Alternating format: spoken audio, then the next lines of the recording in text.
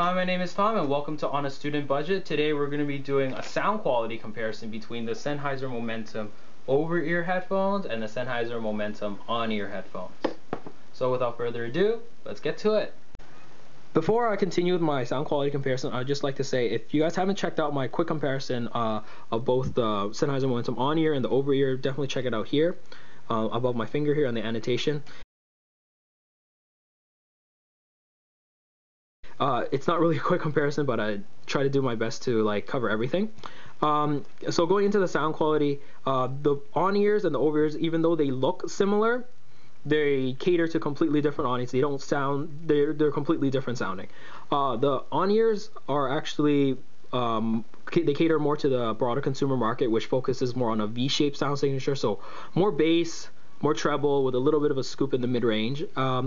The over-ears, which is a more all-arounder, I would say. It's better for a wider variety of different genres, from jazz, hip-hop, blues, to a little bit of pop, to a little bit of country, and you can do, basically, it's a chameleon. It really does everything very well.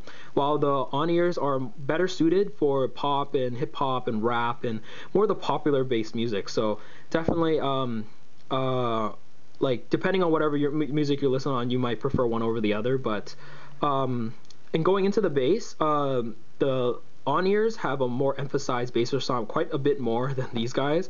The bass here, for an on-ear standard, reaches very, very, very low. It's very surprising because usually on-ears headphones don't have the best high quality bass because of the fact that how small the enclosure is. They're not able to pump up enough air to really get that low and get that quality of bass.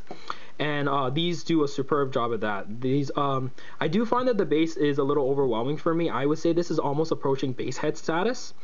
The bass is a little bit loose, but it's definitely got plenty of impact, plenty of boom. So if you really that's why I'm saying for rap and hip hop, this would be better suited for that. That said, the over ears have a more nimble sounding bass. It's not nearly as emphasized as these guys. They're not neutral. They're more balanced sounding, but they're not neutral. It's tighter. It's more nimble sounding. It's better for a more wider variety of different genres. So if you're not listening to the ones I listed earlier, the mid range, even though the on ears have a very V-shaped sound signature, the mid-range does not ever get clouded by the bass. It's the bass, as I said, does get a little overwhelming, but the mids don't get affected. So vocals are clear, male and female vocals. I actually prefer female vocals a slightly bit more on these guys, I would say the mid-range is recessed, but so it takes a couple steps back behind the bass, so maybe 2 or 3 rows back, which makes these a little more unnatural sounding. But some might not really matter to them. But again, it's very clear. So for a V-shaped headphone, I think the mids are pretty good.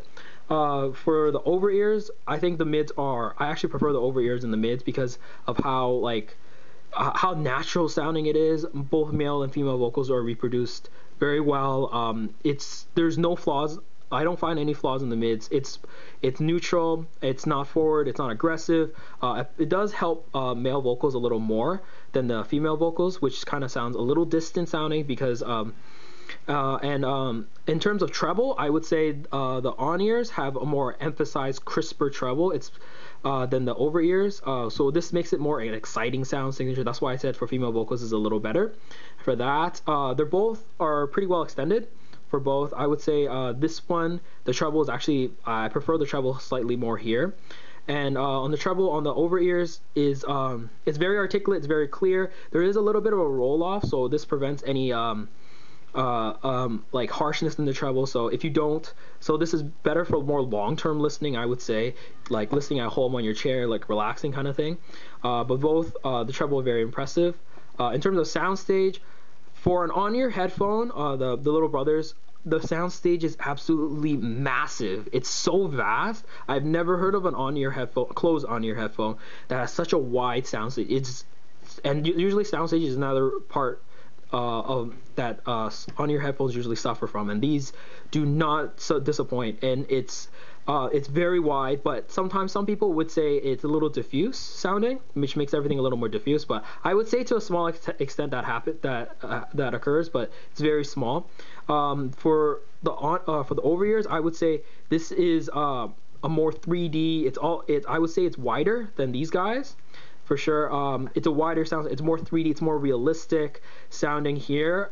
So this is better again for more electronic based music and that kind of stuff, so it's just wider. This one's just more realistic for instrument separation and placement and everything. This is better in that regard. But in terms of overall like sound quality, I personally do prefer the over ears because of how like well-rounded they are.